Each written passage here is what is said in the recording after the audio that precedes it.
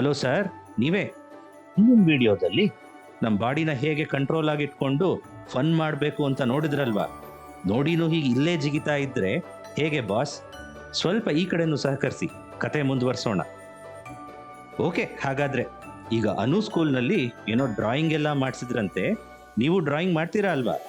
ಬನ್ನಿ ಹಾಗಾದ್ರೆ ಅದೇನು ಅಂತ ನೋಡ್ಕೊಂಬರೋಣ. ಆಮೇಲೆ ನಮಗೆ ಡ್ರಾಯಿಂಗ್ ಕೂಡ ಮಾಡಿಸಿದ್ರು, ಗೊತ್ತಾ? ಓ, ಡ್ರಾಯಿಂಗಾ? ಏನು ಡ್ರಾಯಿಂಗು? ಅದು ಅಣ್ಣ, ನೆಕ್ಸ್ಟ್ ಏನು ಹೇಳ್ಕೊಡ್ತೀರಾ? ನೆಕ್ಸ್ಟು ನಮ್ಮ ದೇಹದ ಬಗ್ಗೆ ಇನ್ನಷ್ಟು ತಿಳ್ಕೊಳ್ಳೋಣ. ನಾವು ನಿಮಗೆ ಒಂದು ವರ್ಕ್ ಕೊಡ್ತೀವಿ. ಅದಕ್ಕೂ ಮೊದಲು ನಿಮ್ಮ ಪೆನ್ಸಿಲ್ ಮತ್ತು ನೋಟ್ಬುಕ್ ತಗೊಳ್ಳಿ. ಈಗ ನಾವು ಒಂದು ಚಿತ್ರಣ ಬಿಡಿಸ್ತೀವಿ. ನೀವು ಅದನ್ನು ನೋಡಿಕೊಂಡು ಹಾಗೇನೆ ಬಿಡಿಸ್ಬೇಕು. ಹಾ ಅಕ್ಕ, ನಾವು ರೆಡಿ.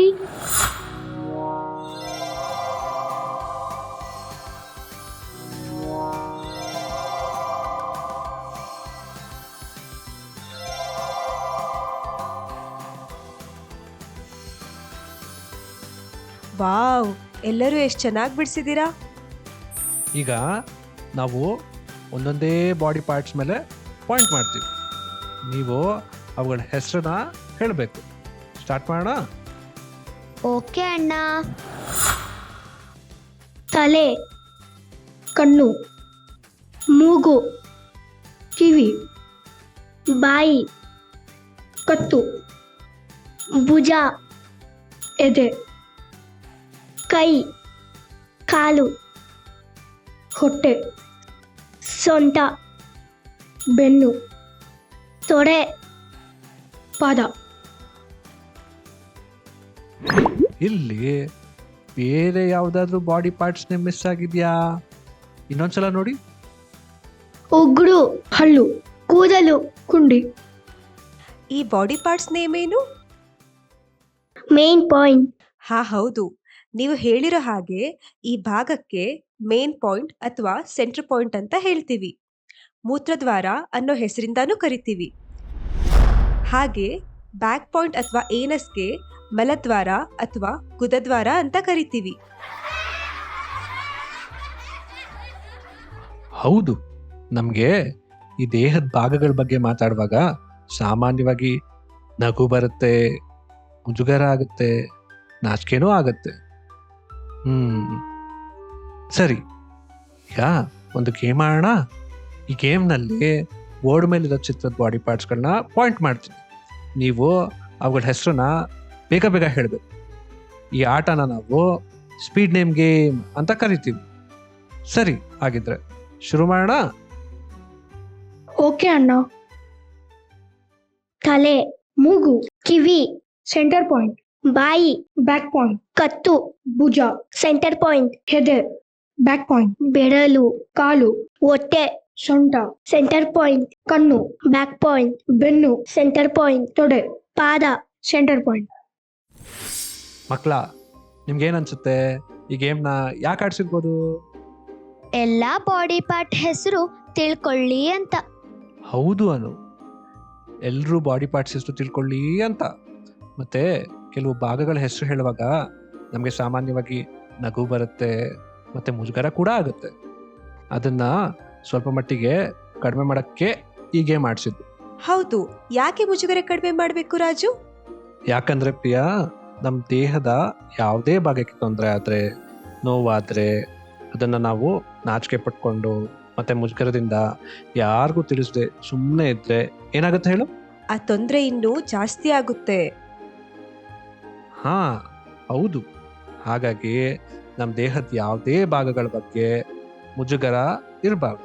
ಹಾಗಾದ್ರೆ ಪ್ರೈವೇಟ್ ಪಾರ್ಟ್ಸ್ಗಳಿಗೆ ತೊಂದರೆ ಆದ್ರೆ ಹೇಳ್ಕೋಬೇಕಾ ಅಣ್ಣ? ಶಾಬಾಷ್, ಒಳ್ಳೆ ಪ್ರಶ್ನೆ ಕೇಳ್ದ. ನಮ್ಮ ಪ್ರೈವೇಟ್ ಪಾರ್ಟ್ಸ್ಗೆ ತೊಂದರೆ ಆದರೆ, ಇನ್ಫೆಕ್ಷನ್ ಆದರೆ ನಾವು ನಾಚಿಕೆ ಪಡದೆ ನಮ್ಮ ಪೇರೆಂಟ್ಸ್ಗೆ, ಟೀಚರ್ಸ್ಗೆ ಅಥವಾ ಡಾಕ್ಟರ್ಸ್ ಹತ್ರ ಹೇಳ್ಕೋಬೇಕು. ಇಷ್ಟೊತ್ತು ನಮ್ಮ ಬಾಡಿ ಪಾರ್ಟ್ಸ್ಗಳ ಬಗ್ಗೆ ತಿಳ್ಕೊಂಡ್ವಿ. ಈಗ ನಮ್ಮ ಬಾಡಿ ಪಾರ್ಟ್ಸಿಂದ ನಮ್ಗೆ ಏನೆಲ್ಲ ಯೂಸ್ ಇದೆ ಅಂತ ತಿಳ್ಕೊಳ್ಳೋಣ. ಬೋರ್ಡ್ ಮೇಲೆ ಚಿತ್ರ ಕಾಣಿಸ್ತಿದೆ ಅಲ್ವಾ? ಅದರಲ್ಲಿ ಇರುವ ಭಾಗಗಳ ಮೇಲೆ ಒಂದೊಂದಾಗಿ ಲೈಟ್ ಬರುತ್ತೆ. ಆವಾಗ ನೀವು ಆ ಭಾಗದ ಉಪಯೋಗ ಏನು ಅಂತ ಹೇಳಬೇಕು. ಕೈಯಿಂದ ಊಟ ಮಾಡ್ತೀವಿ. ಪೇಂಟ್ ಮಾಡ್ತೀವಿ. ಆಟ ಆಡ್ತೀವಿ. ಬಾಯಿಂದ ಮಾತಾಡ್ತೀವಿ.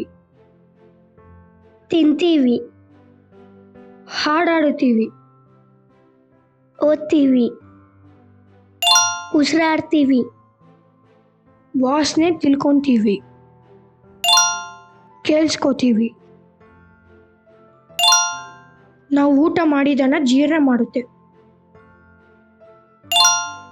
ಸೂಸು ಹೋಗಕ್ಕೆ. ಬಾಡಿ ವೇಸ್ಟೇಜ್ ಹೊರಗೆ ಹಾಕಕ್ಕೆ. ಟಾಯ್ಲೆಟ್ ಹೋಗಕ್ಕೆ. ಮಲ ವಿಸರ್ಜನೆಗೆ. ಎದೆ ನಮ್ಮ ಹೃದಯವನ್ನು ಹೊರಗಡೆಯಿಂದ ರಕ್ಷಣೆ ಕೊಡುತ್ತೆ. ನಡೆಯೋದಕ್ಕೆ.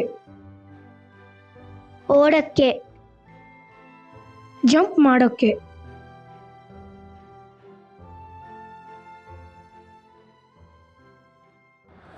ಅನು, ನೀನ್ ಇಷ್ಟೊತ್ತೆಲ್ಲ ಹೇಳಿದ್ಯಲ್ಲ, ಎಲ್ಲಾ ಬಾಡಿ ಪಾರ್ಟ್ಸ್ ಯೂಸ್ಫುಲ್ಲಾ? ಹ್ಞೂ ದೀಪು, ನಮ್ಮೆಲ್ಲ ಬಾಡಿ ಪಾರ್ಟ್ಸು ಯೂಸ್ಫುಲ್ ಇದೆ ಕಣೋ. ಹಾ, ಉಗುರು ಮತ್ತೆ ಕೂದಲು? ಏ, ನೀನು ಉಗ್ರಿಂದ ಕೆರ್ಕೊಳಲ್ವಾ? ನೀನು ಆಮೇಲೆ ನಿನ್ನ ಕೂದಲಿಂದ ಹೇರ್ ಸ್ಟೈಲ್ ಮಾಡಲ್ವಾ? ಯಾಕೆ? ಹೌದು. ಆದ್ರೆ ಅನು, ಪ್ರೈವೇಟ್ ಪಾರ್ಟ್ಸ್ ಬಗ್ಗೆ ಮಾತಾಡಿದ್ರೆ ಮನೇಲಿ ಬೈತಾರ್ತಾನೆ.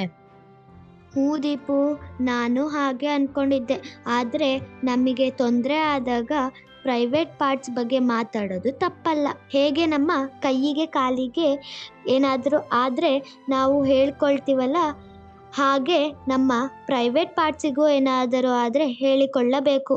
ನಮ್ಮ ಎಲ್ಲ ಬಾಡಿ ಪಾರ್ಟ್ಸ್ ಇಂಪಾರ್ಟೆಂಟ್ ಮತ್ತು ಈಕ್ವಲ್. ಈ ಕಾರ್ಯಕ್ರಮವು ಬೆಂಗಳೂರು ನಗರ ಪೊಲೀಸ್ ಇಲಾಖೆಯ ಸೇಫ್ ಸಿಟಿ ಯೋಜನೆಯ ಭಾಗವಾಗಿ ರೂಪುಗೊಂಡಿದೆ. ಇದನ್ನು ಸಾರ್ವಜನಿಕ ಶಿಕ್ಷಣ ಇಲಾಖೆಯ ಸಹಯೋಗದೊಂದಿಗೆ ಮಕ್ಕಳು ಮತ್ತು ಹದಿಹರೆಯದವರ ಮನೋವೈದ್ಯಶಾಸ್ತ್ರ ವಿಭಾಗ, ನಿಮ್ಹಾನ್ಸ್ ಇವರಿಂದ ಅನುಷ್ಠಾನಗೊಳಿಸಲಾಗುತ್ತಿದೆ.